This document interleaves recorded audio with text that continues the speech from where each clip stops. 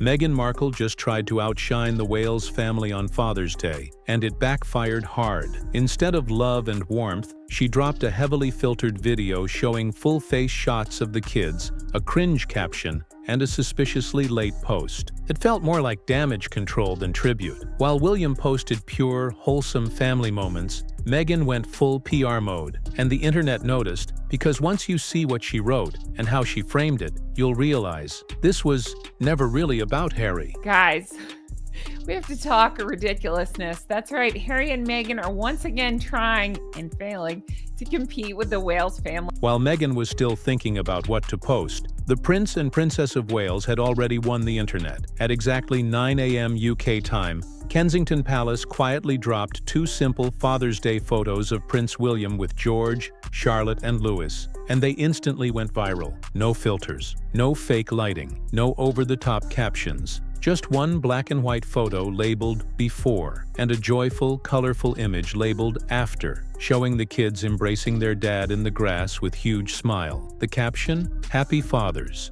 Day, Papa. Before and after, we love you." Signed by the children. That's it. No flashy edits, no cheesy background music, no desperate branding. Just heart, and people loved it. The post felt raw, personal, and unforced, something millions of viewers could actually relate to. Coordinated green outfits? Sure. But the vibe wasn't styled. It was natural. It looked like a family actually enjoying their time together, not staging a scene for social media approval. This is the moment where the tone for the day was set. The Wales family nailed the emotional beat without trying. No hashtags, no overshare, no exploiting the moment. They gave their audience exactly what they craved: authenticity. And while this post was racking up praise, likes, and engagement in the millions, I love it. Look how sweet in nature and in coordinating colors, and so sweet. And oh, I love that photo so much. I just want to get in there and hug them all. So Meghan was still behind the curtain, prepping her response, and what came next had viewers raising eyebrows across every corner of the internet. 6 hours later, yes, 6 full hours, Meghan Markle hit post on her own Father's Day content. But by then, the damage was done. The royal audience had already picked their favorite. So what did Meghan do? She didn't just post a photo. She dropped an entire montage. A moody, highly edited slow-motion video set to Jason Mraz's Have It All, paired with a series of curated, filter-drenched clips of Harry and the kids. The energy? Completely different. Instead of warmth, it gave branding. Instead of authenticity, it gave Netflix trailer. Everything about the timing felt strategic, like it wasn't meant to celebrate Harry. It was meant to counter the royal buzz already building around William's post. A classic case of, oh no, they went viral again, we need something now. And Meghan delivered, just not in the way she probably hoped. The music choice alone was strange. The filters made the video look like a commercial for a wellness retreat, and the vibe? Way too polished for a so-called personal tribute. To make matters worse, the post didn't even include Harry's name. No Happy Father's Day, Harry. No Love, Meghan and the kids. Just a vague caption that felt copy-pasted from a Mother's Day greeting card. To many, this wasn't a tribute. It was a calculated move to ride the coattails of the Wales viral moment. One audience gave a simple family hug, the other handed us a curated showreel, and audiences noticed. Meghan has posted a tribute to Harry, and we're going to take a look at it. But it is funny because it's just so Meghan. I'm surprised that she didn't put herself in the middle of this thing. She basically did.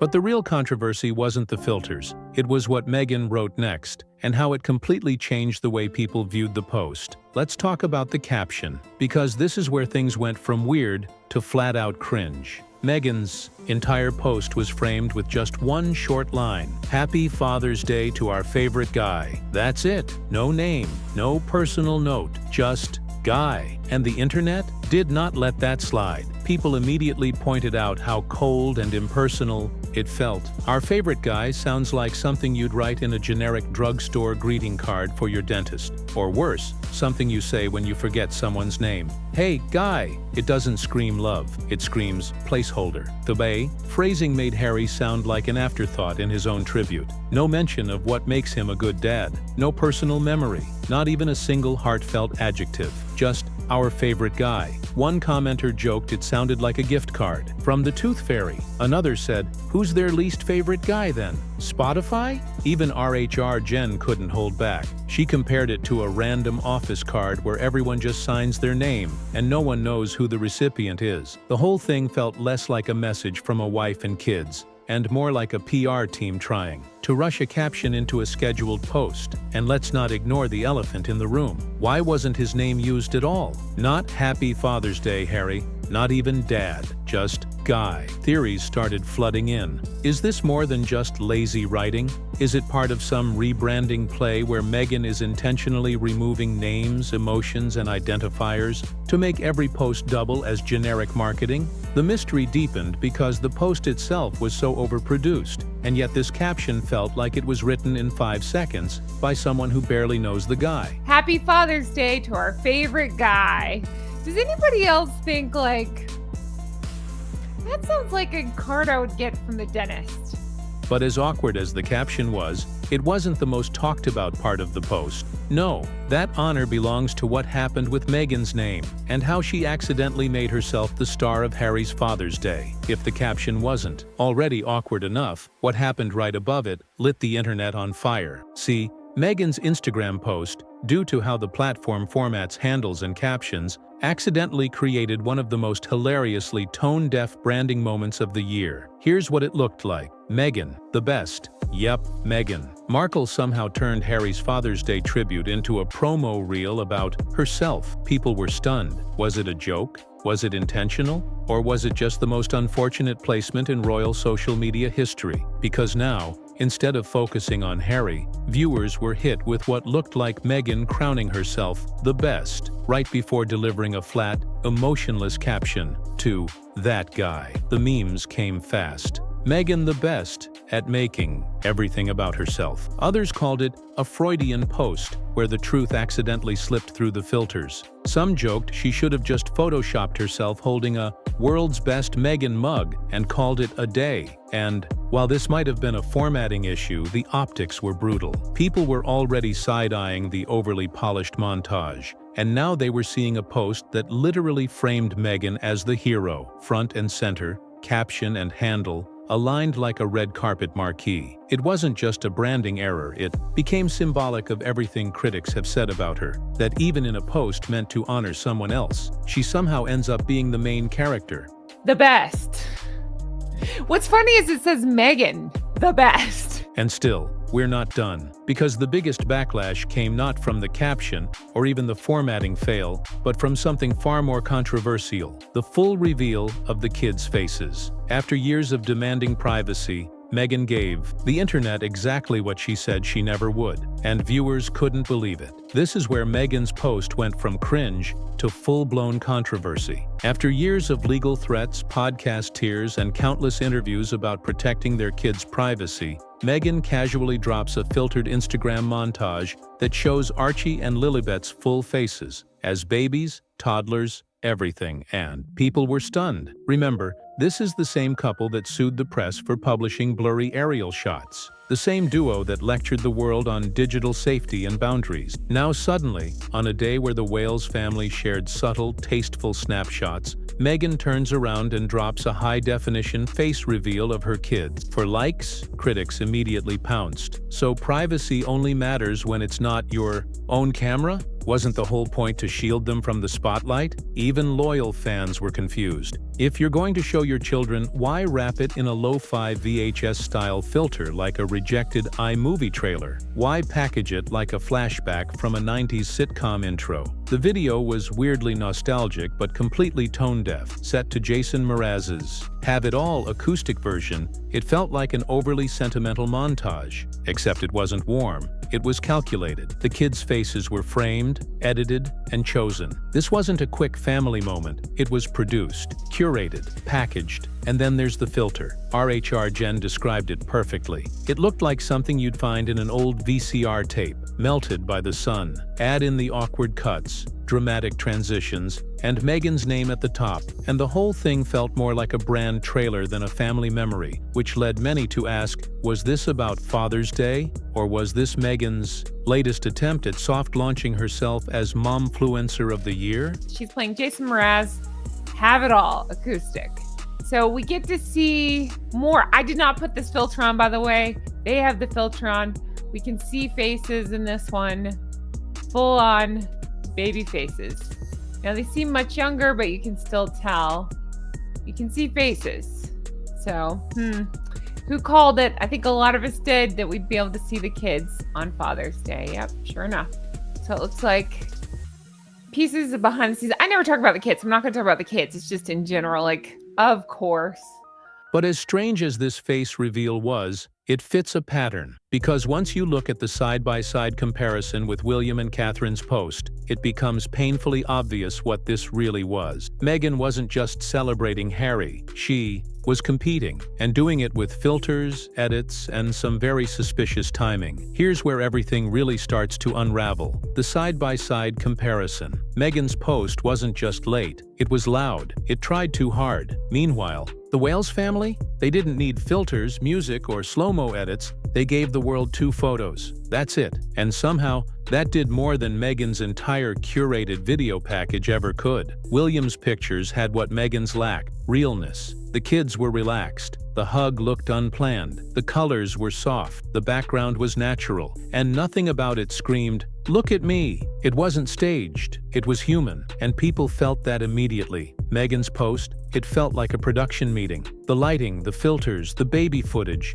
the background music. It was so polished, it almost lost its point. And it's not just critics saying this. Even casual viewers noticed the difference. One side looked like a personal moment. The other looked like an audition tape. There's this unspoken rule in public image. When you try too hard to look authentic, you end up looking fake. And Meghan's post was textbook try hard. It wasn't about connection, it was about control. Controlling the message, controlling the image, and most importantly, controlling the spotlight. Because when William posted, nobody questioned his intent. It was clearly about his kids. With Meghan, people immediately asked, why now? Why like this? And why does it still feel like it's all about her? The contrast couldn't be clearer. William and Catherine gave the world something timeless, something you'd frame and keep on a mantle. Meghan gave us a branded slideshow wrapped in soft lighting and vague messaging. And that's why the backlash hit so hard. It wasn't just the caption, or the kids, or even the timing. It was the feeling that this wasn't about Father's Day at all. It was about reclaiming attention, and honestly,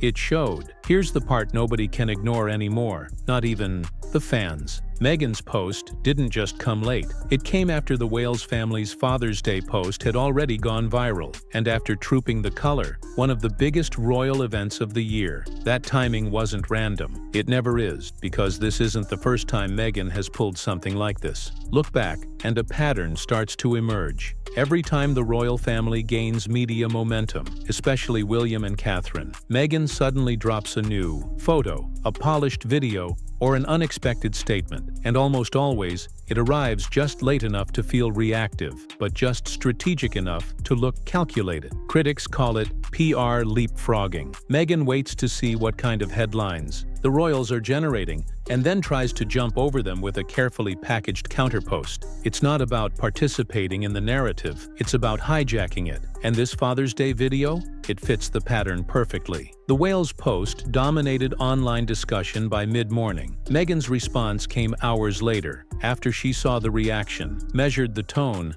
and probably panicked. Because once the internet started praising William's post for being sweet, humble, and real, Meghan knew she needed something to match. Except she didn't match it. She overdid it. This wasn't about honoring Harry. This was about reclaiming media space. This was about shifting the spotlight. And for someone who claims to value privacy, that spotlight always seems to come right when the headlines aren't about her. And let's not forget the song she used, Have It All by Jason Mraz. Fans say it was supposed to be uplifting, but in context, it felt more like a wish list. Have the image, have the likes, have the attention, have it all. Except maybe the public's trust. People are catching on. And the more this timing cycle repeats, the less organic Meghan's moves feel. Instead of being seen as sincere, she's starting to look like she's playing chess against people who aren't even playing the same game. And the result? Her brand feels more reactive than ever. The Wales post stood tall because it didn't need to compete. Meghan's fell flat because it tried so hard to win. By the time the dust settled, one thing was clear.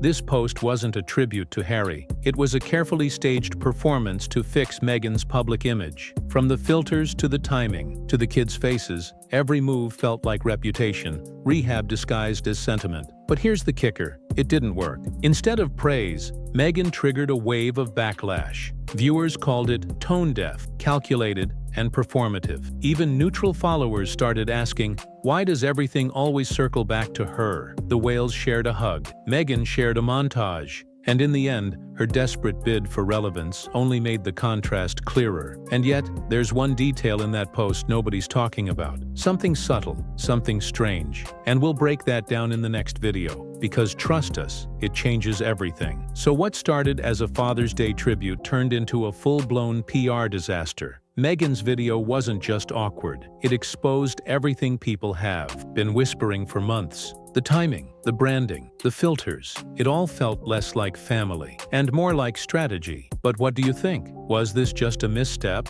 or a calculated move that went too far? Drop your thoughts below. We're watching the comments closely, and what you say might end up shaping the next breakdown. And speaking of next time, there's something buried in that post that hasn't been covered yet. A detail so odd it might reveal Meghan's real agenda, but we'll get into that soon.